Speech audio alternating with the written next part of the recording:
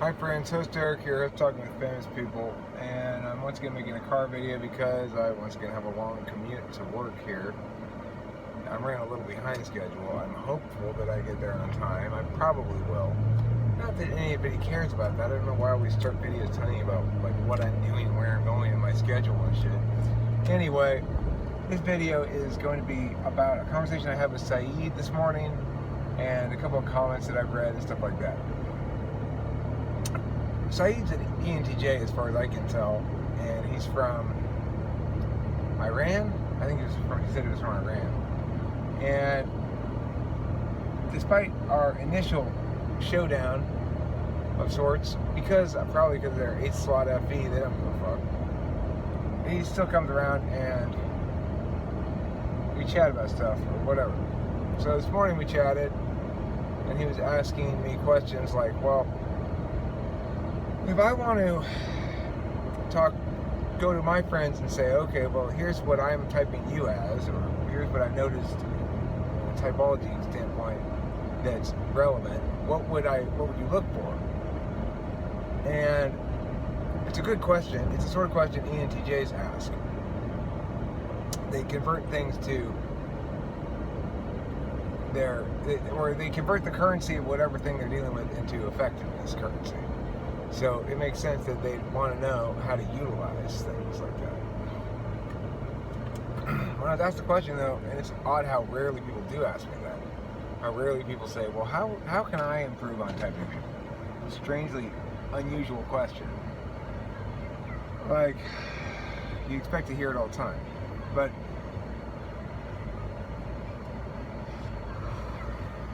let me realize how difficult the question is to answer.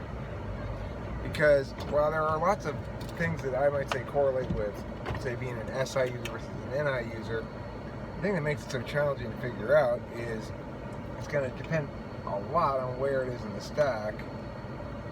First or fourth makes a big difference. So I may be an SI user, but I'm going to probably display more like an NI user much of the time because I'm talking about universal truths, or I'm talking about TI style stuff. I'm doing any style ideation with it. So while it does link back to the personal, in the way that all SI users link back to the personal, it's backwards of what is presented as by the SI user. What I mean by that is I might say, here's a concept that I'm talking about, and here's an example from my personal life that exemplifies that concept. But the reality is, I had the example first and posited a potential. What the fuck is wrong with you? Fucking Fiat? Get the fuck out of the way, bitch! Anyway.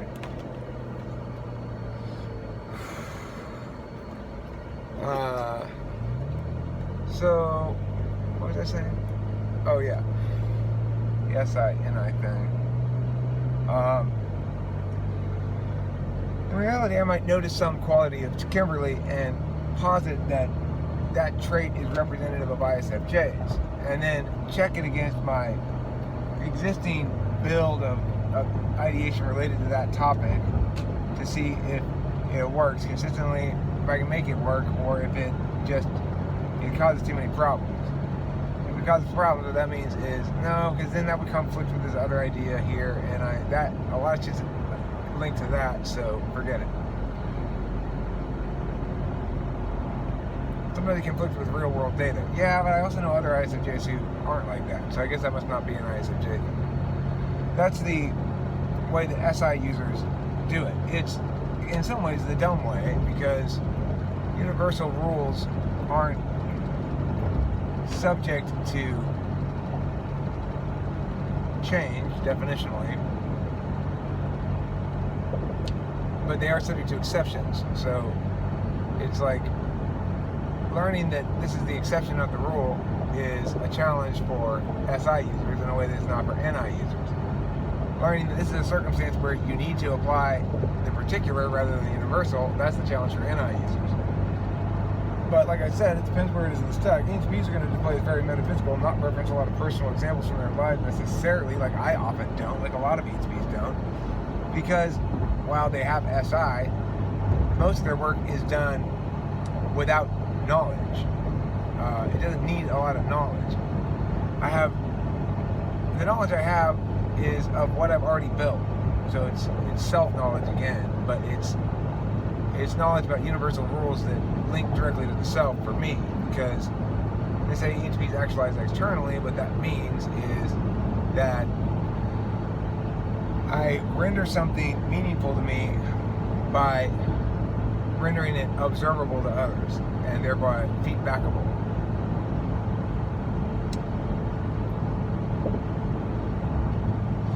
So, the question then of how to address these typing questions is a tricky one, and it's why I think that,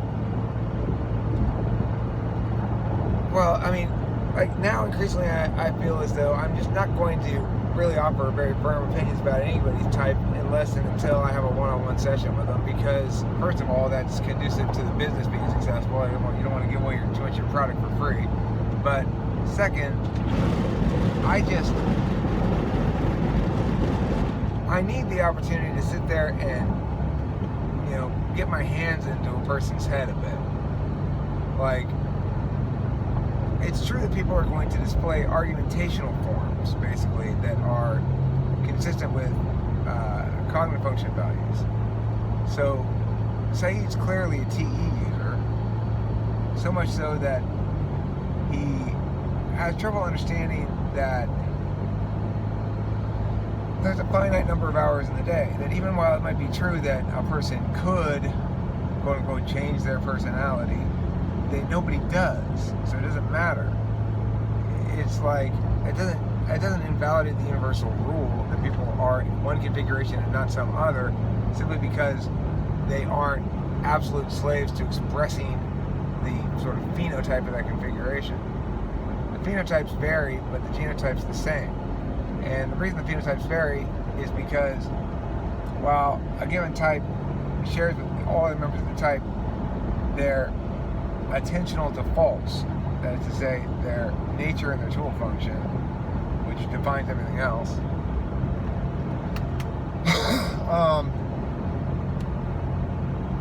they may display very differently. I'm an extroverted intuitor and an introverted thinker, but I'd say I display a lot like the type description. One thing I would say about the ENTP type description is there are a lot of things that are absolutely wrong about it, but regardless, to the extent that anybody matches that type description pretty closely, I think I do. So it's why when I first encountered MBTI, I immediately identified as that type, and I haven't ever had any hesitation about my typing ever since the very first time I encountered it. I identified as that type I was tested as that type on some online test, and then I read the type descriptions, and I was just like, oh, well, that's definitely me. There's no other one that could possibly be me.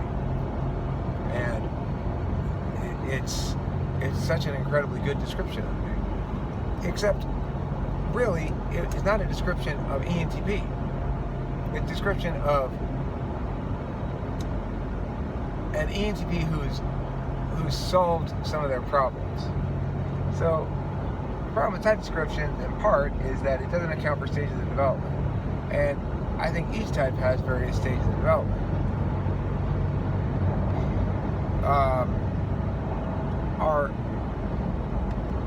Our less prioritized but still conscious functions, our third and fourth slot functions, are things that are going to necessarily improve over time, and also they will improve more with metacognition than without.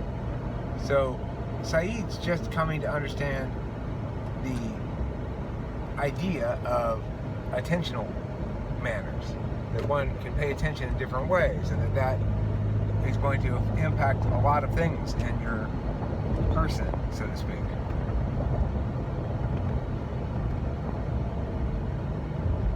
Why is there traffic? Oh, now I'm really going to be late. Okay, regardless. So Saeed is coming into this conversation with a lot of preconceptions and a failure to draw certain kind of distinctions. He was asking about whether a disorder like OCD or ODD is equivalent to a personality configuration. And I understand where he's coming from. He's saying, well, the way we describe personality configuration, it would seem to be a overweighting of certain manners of attention against others. That it's not that you're limited in your expression of self because you're weak in area X, and that thus, if you're an extreme enough configural variant, then you're representative of some disorder. Well, I actually agree with that in general. I say that the reason ENTPs are often diagnosed ADHD and ESTPs as well is because and ESFPs and ENFPs. It's because we're actors. We act first. We act before we judge. We act before we interface. And as a consequence, we're going to be a little bit, I guess the general term might be spazzy. We're going to have a difficult time in a school setting where you're asked to willfully decide things all the time. It's not like, well, just go with your feelings or your instincts or your gut or your intuition. It's make willful decisions, be held accountable as though one always made willful decisions. And of course, everybody, including extroverted intuitors and extroverted sensors, need to master the art of self-discipline. That is to say, not simply impulsively acting out because one has an inclination to do so. But, a school setting is one where it's going to be pretty torturous, even more so for extroverted sensors than for extroverted intuitors, because it's an environment that asks individuals to be entirely metaphysical beings, first of all, and not metaphysical ideators, not metaphysical knowers, but metaphysical learners. So if you're seeking NE, you probably have a pretty comfortable time in school. If you're seeking NI, you won't, because you're being the physical action and you're seeking metaphysical knowledge. And school doesn't provide you metaphysical knowledge, it provides you metaphysical learning. That's different. Learning may become knowledge over time, but neither introverted intuition nor introverted sensing is a manner of knowing that looks to sources for knowledge. It's not that kind of thing. When you're talking about those sort of things, those are positions. Those aren't pieces of knowledge. You're saying like, well, I know that there's gravity. I don't know there's gravity. What I actually know is that if I jump up into the air, I'm not going to fly off the planet, or I'm not going to continue going up forever. I know that in sort of an intuitive, natural way, but that's a piece of information, not knowledge. It's a piece of learning. So, yeah, I got off on a little tangent here. I don't know where I was going with it. Regardless, and for somebody like Saeed, who came in and doesn't really have any background in the topic, trying to explain it is revelatory. It's difficult. It doesn't explain super easy. When I'm trying to, he's asking me about intuition, I'm talking about intuition as being a single thing, and then he correctly goes, but I don't understand. And I go, oh, okay, well, there's two kinds of intuition. One's an action function. It's not interested in knowing. It's interested in potentiating. The other one's a knowledge function. It doesn't have any calculus. It just produces answers. And if you're going to use a calculus, you're going to use a judging function. And if you're going to use an interface, that is to say, it's not a calculus so much as it is a manner of interacting with problems, then you're either going to interact with them via looking to others and the expertise of others, the knowledge of others, your ability to influence others or request of them things to accomplish whatever you need to accomplish. Versus TE is going to say, well, I'm going to figure it out myself, and logically think myself.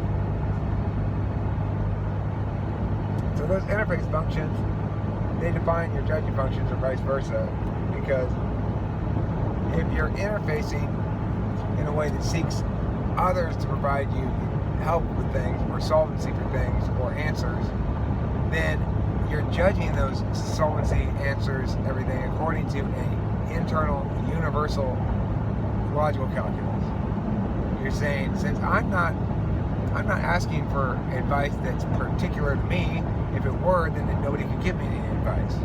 If every situation were entirely particular to me, then they'd have no relevant information to share, because the correct decision is predicated entirely on my own personal skew. So, as a consequence, I can't evaluate things via extroverted thinking, because extroverted thinking says I can't both interface via extroverted feeling and evaluate things via extroverted thinking, because extroverted thinking is the thing that says, okay, I'm not seeking advice from other people because this situation that I'm trying to get a solution for is unique and particular to the situation. Any general rule advice will only serve to either sort of incidentally apply or be misleading and cause me more problems than good. So, obviously, then, for individuals who interface with FE, they are not also doing a calculus with TE, and instead use their calculus with TI. They say, okay, well, are these words this person said, do they withstand scrutiny? Do they sustain on a universal level? And if they do, then I will give credence to that piece of advice. Now, for people who are FE higher than TI, their calculus is usually one of motivational scrutiny. So they'll say, is this person motivated properly? Do they have good intentions? Do they have any ulterior motives? If the answer is yes, they have good intentions, no, they don't have ulterior motives, and they're really actually trying to help, then it's presumed that their information they're providing is correct. And depending on how, like if you're an FE Dom, it's very difficult for FE Doms to ascertain when a well-motivated person ought not be given credence, because the thing they're saying is illogical on a universal measure. So, somebody like me, I have a tendency to overweight my own calculus against the opinions of others, because my tool function is TI. It says I'm best able myself to determine whether something is conditionally sound, and to the extent that I have any problem with one of those things, it's genuinely universal. I can go to some person who's better at logic than me and ask them to work out the conditionality matrix, but that's almost never going to be necessary for anybody using their tool function. They're going to find that they're perfectly capable of using it in almost all situations. After all, they've been habituated to doing so for their entire lives.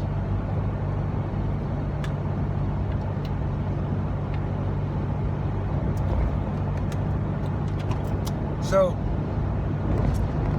for Saeed then coming in and asking, well, but isn't it the case that everybody, this is the most common objection to MBTI, people are more complicated than that. Isn't it the case that everybody has all those things, and it doesn't really depend,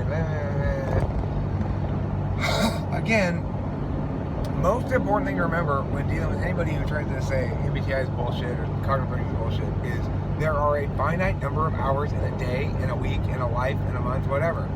And we can actually measure in some way, shape, or form, even if it's self-measurement, we can note what cognitive processes we're engaged in.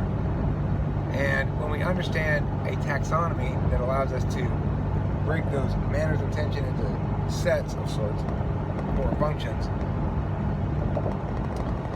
then we're really truly capable of understanding our own implicit frames, why we make the arguments we do, why we don't make other arguments, and why people who seem to be crazy to us with their incredibly wrong ways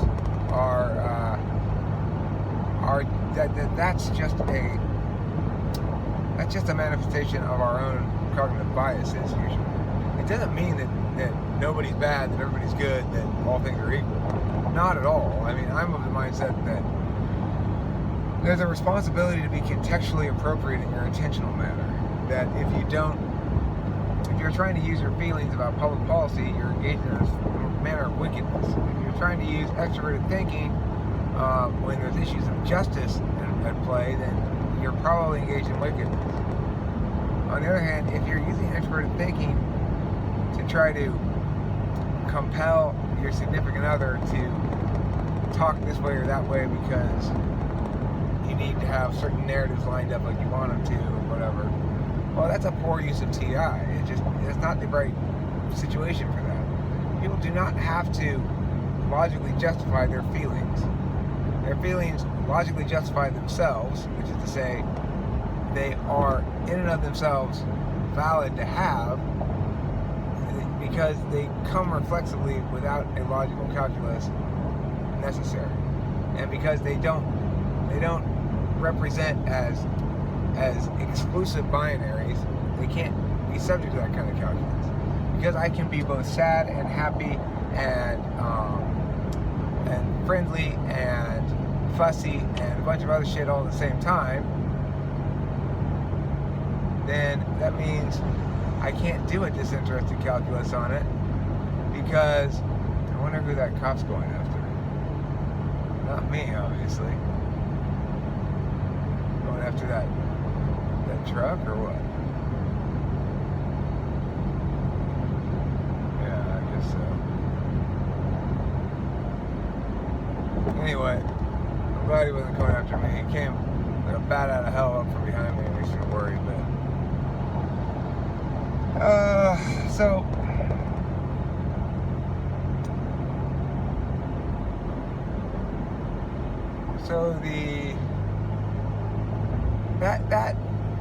that's one of the other aspects of the metacognitive process that is why it's so important in part, is because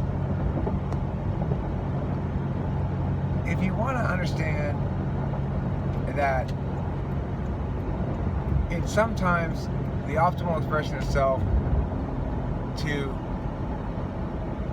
devalue in the moment your default preferences. That you ought remember that you're well suited for certain things and not so well suited for others. And it's not just the function; it's you. So if somebody needs some sort of I need some advice on fixing these broken tools, I'm not a good person to ask. I might still think I am.